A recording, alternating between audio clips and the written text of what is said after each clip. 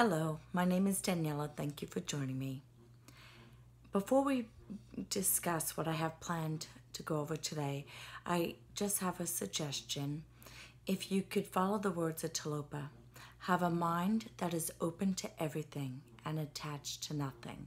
I think that is a wonderful saying, but expression, advice to follow really in everything. So not just for what we're going to be discussing today. Okay, recently when I was visiting New York, I was staying with a friend for parts of it, and when I entered the home, I noticed something was up with the energy. And whether you're coming into a home, a room, an office, it doesn't really matter. When you enter a space and you can sense that there's energy there that you don't recognize and you're not really sure at first, like you might feel uncomfortable. And I've come to a new understanding about this, or realization, I guess I should say. And in the past, especially if the person asked me to do a clearing, I would comply or clear a space myself, for my own room or whatever. But what I noticed in this particular circumstance, it didn't feel right to do that. One, it was not my home.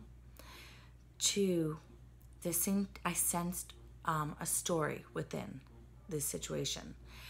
And I spent a few days with her, and I asked her permission if I could discuss this, and she said yes. Again, we're going to go into some interesting things today, but there's such a thing as a fractured soul. When we go through an experience that's particularly traumatizing, it has an impact on us, and a piece of us breaks off. And it could be for various reasons that this actually occurs. So that's the situation that I experienced. It had nothing to do with me. It was not my place to clear it or cleanse it or anything. And I brought it to my friend's attention, meaning I didn't want to influence her. So I'm like, how does this energy feel to you? And does it feel familiar? Does it feel like a man, a woman, more than one? And the thing is, there was more than one energy, spirit, ghost, whatever word you want to use. And she said two. There was like a male and a child, a grown man and a child. And that's what I was getting to, that there was more than one there. She had been experiencing a little boy running into her room, the bedroom, as she woke up in the morning. Like just as she was coming through, there was a little boy checking in on her. She believed that he was looking for someone else. And when he realized it was her and not the other person, he would leave.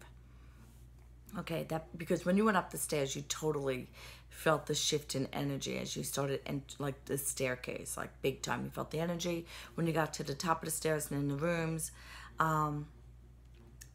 Strong energy. When I entered, and she showed me my bedroom on the first floor, and she was sleeping on the top floor, I'm like, absolutely not. I'm going upstairs with you. Like I felt extremely unwelcomed. Let's just say that. And I could understand that. They probably were fearful, wondering, okay, what is she going to do? And like I said, it didn't seem like my knee-jerk reaction would be to clear it out. But I became extremely aware that this was not my story. It was not my situation, not my place to do that.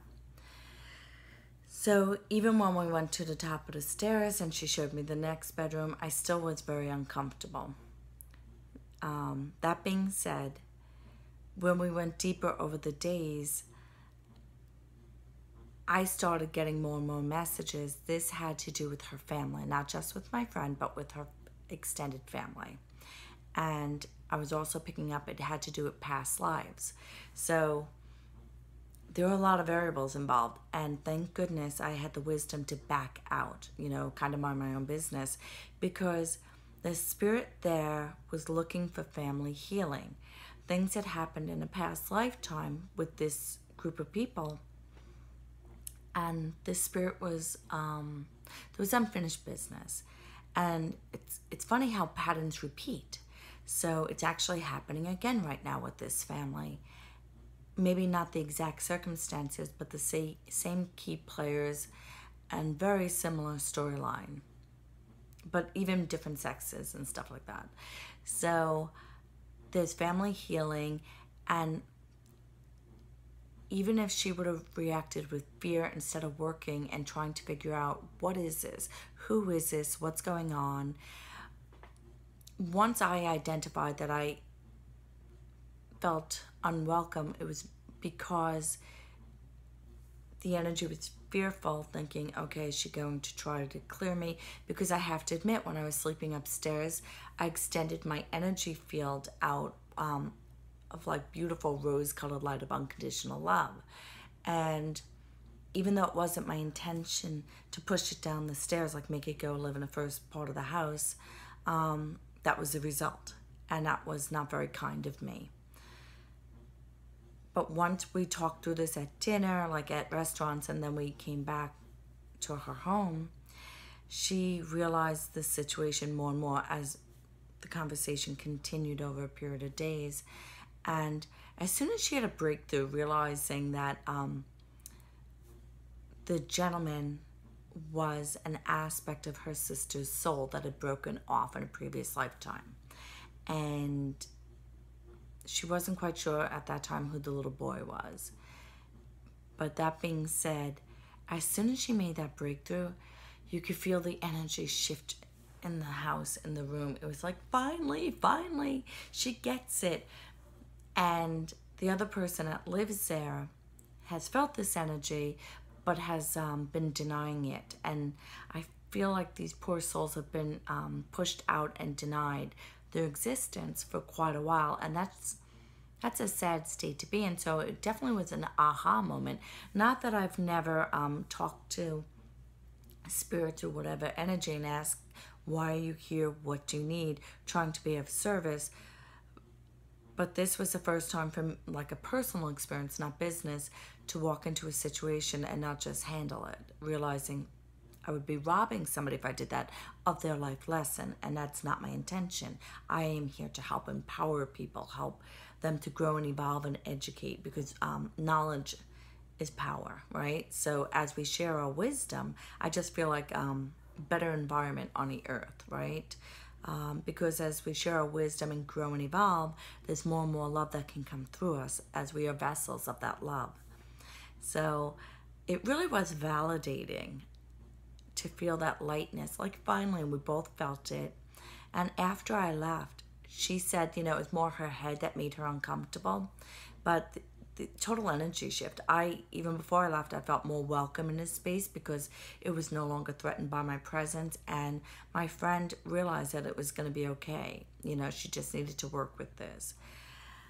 I know it really sounds out there, but there are many aspects of ourselves, and we do need to do healings on this body, our energy, because we're responsible for our energy, and there are no free passes. So anything that we do, sometimes we bring it into this lifetime. So, right, you're going to repeat something until you get the lesson. But what about when it's time to heal your soul? That's something to maybe tap into. So I'm going to go into this maybe a little more in another video. But I hope this was an aha moment for you to maybe open your eyes to new possibilities, realizing there's even more than one aspect to us than what we're doing on this plane, on this dimension. Thank you for listening. If you enjoyed this video, please give it a thumbs up. If you would like to maybe have more spiritual wisdom, please follow my YouTube channel. If you want a private reading, please follow me. Go to my website, www.danieladecastro.com, and you can get my information there to get a private reading. I am going to start doing Facebook Live in different groups that I'm in. At this moment, I'm thinking of doing more mediumship. Yes, I'm a medium, and all mediums are psychics, but not all psychics are mediums, and I'm a healer. So, but I think what I would like to do is I consider it a little bit of playing around, helping people, just sharpening, the skills a little bit. So, it's just a good idea too, because I do this profession, but there are some people out there they need a little bit of prompting, or is this person legit and stuff like that. So I like to, I would like to start doing Facebook Lives where people get to ask one question, because I notice that through mediumship, people receive a great deal of healing, release, closure, and I think that's really important. Something that I wasn't crazy about because I was born this way, but as I got older and I lost my parents, I realized how beneficial it is, and connecting with our loved ones on the other side. I personally received healing, and just, you know, sometimes people go and it doesn't seem like the right time to us. We're not ready to let them go. It's a nice process to go through, like to connect with them through a medium. I've hired mediums. But anyway, many blessings to you. Love and light. I hope you enjoyed the video. Bye-bye.